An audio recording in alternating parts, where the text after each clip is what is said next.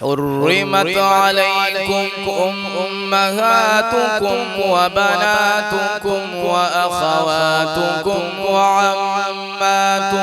وخالاتكم وبنات الأخ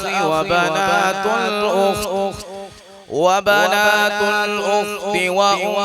وأمهاتكم اللاتي أرضعنكم وأخواتكم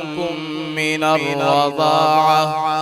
وأمهات نسائكم وربائبكم اللاتي في حجوركم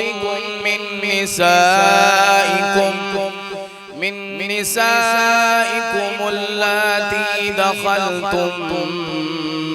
بهن، فإن لم تكونوا دخلتم بهن فلا جناح عليكم، وحلائل أبنائكم الذين من أصلابكم وأن تجمعوا بين الأختين إلا ما قد سلف،